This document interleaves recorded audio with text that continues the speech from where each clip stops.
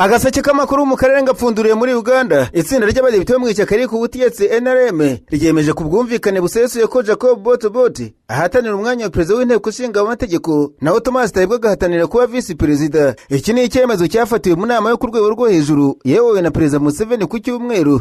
Icyemezo cyaje gikemura ibyumweru byinshi byari bimaze birangwa n'ibiganiro byinshi ndetse n'ihangana rya politiki imbere mu ishyaka NRM, cyane cyane nyuma y'uko Anita Among avuye mu irushanwa ryo kuyobora inteko ishinga amategeko mu gihe yakomeje kutswa igitutu ndetse yari perezida ryakorwa ku birego bifitanye isano na ruswa n'imenyekanisha ry'umutungo. NRM yatangaje ko kandidatire za Bote na Tayibwa zabanje kwemezwa n'akanama gashinzwe imiyoborere k'ishyaka mbere y'uko zishyigikirwa n'itsinda ry'abadepite bose. Inama yahuje abadepite bashya ba NRM n'abigenga bakorana n'iri shyaka yafashwe nk'intambwe ikomeye yo kongera kunga ubumwe no guhosha umwuka mubi wa politike wari umaze iminsi mu buyobozi bw'inteko ishinga amategeko ya Uganda. Perezida Museveni yanakoresheje inama asaba abadepite gukomeza ubumwe no kubaka umurongo w'ishyaka mbere y'amatora y'abayobozi b'inteko ishinga amategeko yabereye i Kololo. Kwemezwa kwa Bote bifatwa nk'izamuka rikomeye muri politiki ye, cyane ko asanzwe ari minisitiri w'ingabo akaba n'umudepite uhagarariye West Badamu Central. Tayibwa yakomeje gushyigikirwa n'ubuyobozi bw'ishyaka nyuma yo kuba visi perezida w'inteko ishinga amategeko kuva 2022 nyuma y'urupfu rwa Jacob Buranya. NRM yanatangaje ko bombi bazahangana n'abakandida baturuka mu yandi mashyaka mu matora yemewe abera i Kololo ku wa mbere. Amashyaka arwanya ubutegetsi muri Uganda yatangiye gushyigikira Paul Mwiru, umukandida wa National Unity Platform, mu irushanwa ryo gushaka perezida w'inteko ishinga amategeko. Byitezwe ko agomba guhatanira uwo mwanya na Jacob Bote wa NRM na Nobati Mo wa DP. Ishyaka FDC ryatangaje ko rishyigikiye Mwiru ko gahunda ye ijyanye n'ibyo rihatanira birimo kubahiriza itegeko nshinga, gukorera mu mucyo no kurinda ubwigenge bw'inteko ishinga amategeko. Umuyobozi wungirije wa FDC mu majyaruguru Hassan Kapsi Fungalo yavuze ko iyi nteko iyobowe n'utavuga n'ubutegetsi bigora ubutegetsi kwigenzura cyangwa se kwikoresha mu nyungu zabwo. Abatavuga n'ubutegetsi bavuga ko inteko ishinga amategeko iri kugenda itakaza umwimerere wayo kubera igitutu kiva ku buyobozi bukuru bw'igihugu. Bavuga ko amategeko amwe n'amwe agenda yemezwa hashingiye ku nyungu za politike aho kwita ku bitekerezo by'abaturage. Nubwo amashyaka arwanya ubutegetsi ari kugerageza kwishyira hamwe, NRM ifite umubare munini cyane w'abadepite, ibintu bituma ifite amahirwe menshi yo gutsinda aya matora. NRM ifite abadepite barenga 370 kandi hari n'abigenga benshi bayegamiye, mu gihe NUP ifite umubare muto cyane ugereranije nabo ngabo. Paul Mwiru yavuze ko gahunda yo gusubiza icyizere n'isura nziza by'inteko ishinga amategeko, kongera ubunyamwuga no gukazagenzura ku mikoreshereze y'umutungo wa leta. Yavuze kandi ko abaturage batakaje icyizere ko ibibazo by'imicungire mibi n'ibirego bya ruswa byagiye bivugwa mu iyo nteko. Aya matora ya perezida w'inteko ishinga amategeko n'umwungirije afatwa nk'ingenzi cyane kuko ashobora kugaragaza uko imbaraga za politiki zihagaze mu nteko nshya ya 12 ya Uganda. Ubwo ariko kandi perezida w'Uganda Yoweri Kaguta Museveni yihanangirije bikomeye umunyamakuru Andrew Mwenda wamwise umusaza utagishoboye gutegeka igihugu no kugifatira ibyemezo bigishyira mu kaga. Mwenda uri umunyamakuru w'inararibonye muri Uganda azwiho kuba inshuti ikomeye y'umuryango wa perezida Museveni kuva kera, cyane cyane umuhungu we akaba n'umugaba mukuru w'ingabo Jenerali Muhoozi Kainerugaba. Nubwo Mwenda agaragara nk'uri hafi cyane ya Muhoozi ajya anyuzamo akanenga ibyo abona ko bitagenda neza mu butegetsi yifashishije itangazamakuru cyangwa se imbuga nkoranyambaga, ariko akabikora ku rugero perezida Museveni yihanganira. Kuva muri Mata uyu mwaka byarindutse uko Mwenda yanenze byeruye perezida Museveni, amwita umuntu ushaje ku mubiri no mu mutwe ku buryo asigaye atekerwa imitwe agasesagura amafaranga leta uko yiboneye. Itariki ya 13 Gicurasi Mwenda yavuze ikintu kimwe nabonye kuri perezida Museveni imyaka myinshi nuko hari ikinyuranyo gikomeye cy'ibyo avuga n'ibyo akora. Iyo avuga arakwemeza ariko yakora ukumirwa. Mu butumwa bukomeye busubiza Mwenda ku itariki ya 23 z'ukwezi kwa gatanu, perezida Museveni yabwiye umunyamakuru ko nubwo afite imyaka 82 agifite ubushobozi bwo kurwanira Uganda no kwirwanaho akoresheje Bibiliya, imbunda ya Kalashnikov n'ikaramu. Perezida Museveni yabwiye Mwenda ko anenga imishinga ya leta itaragenze neza ariko kirengagiza indi yagenze neza cyane, nk'uruganda Kira Motors ruteranya imodoka zo mu byiciro bitandukanye kugera kuri bisi zitwara abagenzi. Ufite isoni n'ikimwaro ntugerageza kuvuga kuri Kira Motors kubera ko isebye abakozi bafite amatwara ya gikoloni nka Mwenda. Inkorabusa nkandura Umwenda zihora zisakuza zivuga ibinyoma zivuga ko ziri kurokora amafaranga ya leta agendera mu mishinga iri mu bihombo. Museveni yavuze ko abantu nka Mwenda bigira nk'abo baharanira inyungu z'igihugu bakorana neza n'abafite amatwara ya gikoloni bashaka ko Afurika ikomeza kohereza mu mahanga ibikoresho bidatunganije bifite agaciro gake ugereranyije n'ibitunganije. Uyu mukuru w'igihugu yagaragaje ko yaba ashaje kandi adashoboye atari guhagarika iyoherezwa mu mahanga ry'ibicuruzwa bidatunganijwe, icyemezo cyatumye Uganda igira inganda 10 zitunganya zahabu. Ati muri Uganda hari inganda 10 zitunganya zahabu Uganda yohereza mu mahanga yageze kuri miliyari 7.8 z'amadolari. Museveni yishuye ko Mwenda yahabwaga umwanya akaganira n'abayobozi ibiganiro by'ibanga ndetse akanitabira inama y'abaminisitiri, ariko amaherezo byose akabishyira ku mbuga nkoranyambaga. Uyu mukuru w'igihugu yatangaje ko Mwenda ashobora kuba adashimishwa n'uko iterambere rya Uganda rizamuka ku kigero cya 6.3 ku mwaka, kuko kuva kera uyu munyamakuru yagiye yitambika imishinga ikomeye yari gutuma ubukungu butumbagira. Yasobanuye ko muri 2003 Uganda yari ifitanye n'ikigo American Energy Service amasezerano yo gutera inkunga umushinga w'amashanyarazi wa Bujagari, ariko ko Mwenda yadobeje atari ku mivumo y'inkoko n'ico gisiga. Banya Uganda nimwite kuri Andrew Mwenda bahora bashaka kudubya iterambere ryacu n'impinduka turangamiye. Museveni yatangaje ko ari byinshi byagezweho byo kwishimira birimo kongera umukamo ukava kuri litiro miliyoni 200 zikagera kuri miliyoni 5.3, gushinga uruganda rw'umutobe, iz'imbuto, iz'amavuta yo guteka, urw'ikawa n'urw'ibyuma, kandi ngo izo zose zishimisha andura umwenda. Umukuru w'igihugu yemeye ko ashobora kuba ari ikosa mu kuzamura urwego rw'inganda no mu bindi byemezo, ariko ko kugerageza ari byiza kurusha gukora ibyifuzwa n'abafite amatwara y'igikoloni. Yibukije abanyarwanda ko ubwo we n'abandi barwanyi b'ingabo za NRA batangiraga urugamba rwo kubora igihugu bageneje kurasa mu kigo cya gisirikare cya Kabamba, ubwa mbere n'ubwa kabiri biranga, ubwa gatatu birakunda. Ati gutsindwa wiga amasomo n'insinzi, mu banyankori y'umwana ari kwiga kugenda akagwa hasi tumutera agatege ntidukora ibyo umwenda ari gukora, avuga ngo umwana ntazahaguruka, ubwo waba ubaye umuteramwako. Nararanganije amaso umunyamakuru byandikirwa muri Kongo Kinshasa. Abanyamakuru bakiza amakaramu ku mpapuro barandika manzi ku kigo indege cya Bangoka giherereye mu mujyi wa Kisangani ufatwa nk'umurwa mukuru w'intara ya Chopo ku cyumweru cyagabwe ibitero bya drone mu masaha 2 z'umugoroba. Nibwo iki kibuga cyagabweho ibyo bitero. Abanyamakuru n'ibitangazamakuru byegereye leta ya Kongo Kinshasa byavuze ko drone 2 zahanuriwe muri iki kibuga mbere yuko zihamye intego yazo. Icyakora andi makuru yavuze ko kiriya gitero cyazi ikigo cyahurizwagamo ibitero bya drone by'ingabo za leta ya Kongo gisenywe burundu. Bivuga kandi ko ari n'abasirikare bo mu ngabo za leta ya Kongo Kinshasa babarishwe mu icyo gitero cya drone.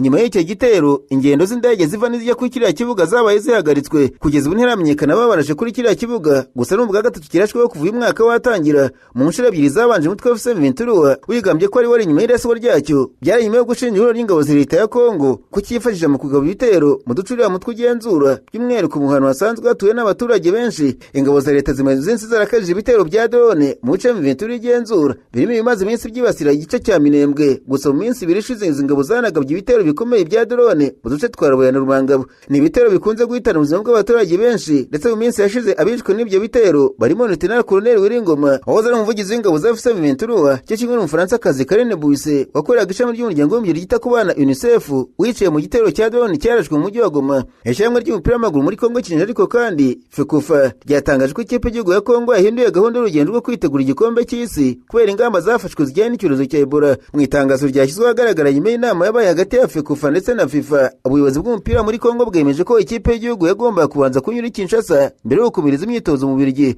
no kujya muri Leta Zunze Ubumwe za Amerika, ariko icyo cyiciro cya Kinshasa kikaba cyavanyweho. FECOFA yavuze ko icyemezo cyafashwe kugira ngo hubarizwe amabwiriza amashya yashyizweho na Leta Zunze Ubumwe za Amerika mu rwego rwo kwirinda ikwirakwira rya Ebola. Iri shyirahamwe kandi ryahumurije FIFA, yavuze ko abakinnyi benshi b'ikipe y'igihugu ndetse n'abagize itsinda rya tekinike baba kandi bakorera ku mugabane w'Uburayi, bityo ko nta mpungenge zikomeye ziri ku bijyanye no kuba bakwanduza iki cyorezo cya Ebola. Byongeye kandi mu bagize itsinda rya tekinike bamaze kuva muri Kongo berekeza mu Bubiligi, aho bazamara nibura iminsi 21 mbere yo gukomeza muri Amerika mu rwego rwo kubahiriza amabwiriza y'ubuzima yashyizweho. FECOFA na FIFA byavuze ko bishimira uburyo ikipe y'igihugu ya Kongo yubahirije ingamba zose zisabwa ndetse bikomeza gushyigikira imyiteguro yayo mbere y'igikombe cy'isi cy'uyu mwaka. Mu gusoza, perezida wa FECOFA yanagarutse ku kibazo cy'abafana ba Kongo bamaze kugura amatike yo kuzari mu kirori y'igikombe cy'isi, ariko bakaba bafite impungenge zo kubona viza yo kujya muri Amerika kubera izo ngamba nshya. FIFA yavuze ko iri gusuzuma uburyo hashobora kuba ubufasha cyangwa se gusubizwa amafaranga kuri bamwe muri abo bafana. Repubulika ya Demokarasi ya Kongo yari yanze ubusabe bwa Leta Zunze Ubumwe za Amerika bwo gushyira mu kato ikipe izitabira imikino y'igikombe cy'isi iteganijwe kubera muri Kamena na Nyakanga muri uyu mwaka. Giteganijwe kuba muri Kamena na Nyakanga uyu mwaka. Amerika yari yasabye ko abakinnyi b'iyi kipe, abatoza n'abakozi bayo bajya mu kato k'iminsi 21 kugira ngo bazajye muri iyi mikino badahuye n'abandi bantu bo hanze mu gukumira icyorezo cya Ebola cyugarije uburasirazuba bwa Kongo. Umuyobozi w'itsinda ryashyizweho n'ibiro bya perezida wa Amerika rishinzwe gutegura imikino y'igikombe cy'isi, Andy Riguene, iretangaje ko ikipe leta ya Kongo nitajya mu kato ishobora gukumirwa ku butaka bwa Amerika. Riguene yavuze ko beruriye leta ya Kongo ko bagomba kuguma muri ako kato cyangwa se ntibazashobore kugera muri Amerika, atwara ibisobanuro bihagije. Umuvugizi w'ikipe ya Kongo yatangaje ko gahunda bateguye itazahindurwa n'ubusabe bwa Amerika, ahubwo bakomeje kwitegura imikino ya gicuti irimo uzahuza na Denmark ku itariki 3 z'ukwezi kwa gatandatu n'uzahuza na Chile ku itariki 9. Yari yavuze gahunda yacu y'imyitozo yagumyeho, nta mukinnyi mu ikipe yacu waturutse muri Kongo Kinshasa. Ikipe ya Kongo iri mu mwiherero mu Bubiligi, abakinnyi bayo bose ndetse n'umutoza Sebastien de Sabre bateganyaga ku Kinshasa bakamara iminsi 3 kugira ngo bakorerwe ibirori yoherekeza, ariko bari bihagaritse kubera Ebola. Bose bamaze igihe Burayi kiretse bamwe mu bayobozi n'abakozi b'iyi kipe bageze i Buruseli mu ntangiriro z'icyumweru baturutse Kinshasa. Biteganyijwe ko ku itariki ya 11 Kamena aribwo ikipe leta ya Kongo izajya muri Amerika icumbikirwa mu mujyi wa Houston. Izakina umukino wa mbere na Portugal itariki ya 17, ikurikiza uwa Colombia ku itariki 23, ikina wa gatatu na Azerbaijan. Imikino y'igikombe kizabera muri Amerika, Canada na Mexique kuva tariki ya 11 Kamena kugeza ku itariki ya 19 Nyakanga uyu mwaka turimo. Hanyuma ku cyumweru cyumweru saa 6:15 za mu gitondo ry'ingabo za leta ya Kongo Kinshasa zateye ibisasu mu gace gatuye cyane ka Rubaya zikoresheje drone z'intambara. Iki gitero cy'ubunyamaswa kandi cyagabwe nkana cyateje impfu z'inzirakarengane nyinshi, gisenya amazu ndetse n'imitungo y'abaturage nk'uko bigaragara mu itangazo ryahizwe hagaragara na FCM23. Andi makuru agaragara ku nkoranyambaga zitandukanye avuga ko kimwe mu bisasu byaguye ku nzu y'abashyitsi cyangwa se guest house. FCM23 ivuga ko yamagana byimaze ubwicanyi buteye ubwoba bwateguwe n'ubutegetsi bwa Kongo bwibasiye abaturage b'inzirakarengane. Iri huriro rirwanya ubutegetsi rihamagara abanyekongo n'umuryango mpuzamahanga gutanga ubuhamya kuri iyi ntambara rishozwamo na Kinshasa, kandi ryongera gushimangira ko ryiyemeje kurengera no kurinda abaturage ba civile. Uwiyitaga General Obedi Ngabo wo muri Coalition Libérale pour la Démocratie riri mu yagize imitwe wazirendo ifasha ingabo za leta ya Kongo mu ntambara irwanamo na M23 yishwe n'ingabo zuriya mutwe. Amakuru aturuka mu Burasirazuba bwa Kongo avuga ko Ngabo Obedi yabonetse yapfuye kuwa gatanu hari ku itariki ya 20 z'ukwezi kwa gatanu. Urupfu rw'umugabo rwemejwe na guverineri wungirije na Kivu y'Amajyaruguru ku ruhande rwa FCM23 Ngarambe Manziwiri. Ku rubuga rwa X yashinje uriya murwanyi kuba mu minsi bishize yari yatwitse ingo z'abaturage mu Burasirazuba bwa Kongo mbere y'uko yicwa. Ati mu minsi bishize yatwitse ingo z'abaturage, hanyuma uyu munsi ese n'ahantu heza hatari wita General Obedi yasanze Ruhinda. Uhoze wese Special Force ya FDLR Mudacumura Sylvestre uhoze ari umuyobozi wa FDLR Foka Chirimwami Peter Nkuba uhoze ategeka Kivu y'Amajyaruguru ndetse n'abandi. Amakuru avuga ko Obedi Ngabo yiciwe mu mirwano yabereye hafi y'agace ka Rubaya ni muri teritwari ya Masisi.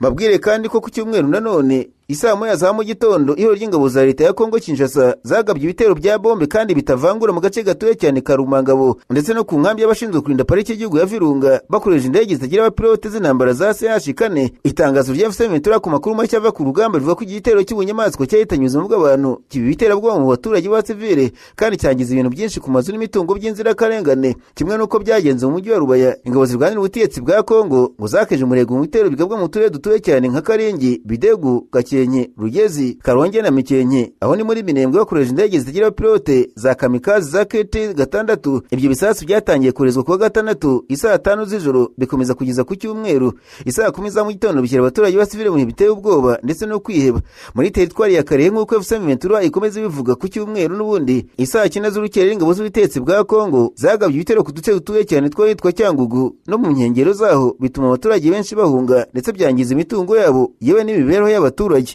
Nasimbukiye mu Burundi, abanyamakuru bishembera mudasobwa barandika banditswe bazeri wundi mu Burundi Terence Ntahiraja yateje umwuka mu bya diplomasi yo gutangaza amagambo yasaga nashyikira ku mutwe FDL wahiri ku butegetsi bw'u Rwanda. Umutwe washinzwe n'abagize muri jenoside yakorewe abatutsi mu Rwanda muri 1994. Aya magambo yatangarijwe mu kiganiro yagiranye n'itangazamakuru akaba yarakiwe nabi cyane n'u Rwanda, abasesenguzi bo mu karere n'abari mu ruhando rwa diplomasi yo mu karere ibihugu byombi bisanzwe biherereyemo. FDL imaze imyaka irenga 30 ikorera muri Burasirazuba bwa Repubulika ya Demokarasi ya Kongo. Mu bayishinze harimo abantu bagize muri jenoside yakorewe abatutsi. Uyu mutwe umaze igihe kinini cyane waremejwe ko ari uw'iterabwoba kandi wakunze gufatirwa n'umuryango w'abibumbye ndetse ukorwa iperereza n'impuguke mpuzamahanga. Amagambo Ambasaderi Ntahiraje yatunguye benshi kuko yavuze nk'umudipolomate uri mu kazi ari i Buruseli aho yakorera. Yavuze ku mugaragaro ko abantu ba FDL bazabona uburyo bwo gusubira mu Rwanda bakoresheje intwaro. Yanavuze ko bakomeje kugirana ibiganiro n'abanyarwanda baba ari abana cyangwa se abuzukuru babakatiwe kubera jenoside cyangwa se bavuze ko batera inkunga ibikorwa byo kurwanya leta y'u Rwanda. Ayo magambo aho gutandukanya Burundi n'uwo mutwe yasaga nashyikira ibibazo FDL ivuga ko ifite ndetse n'uburyo iteganya gukoresha ngo izabikemure.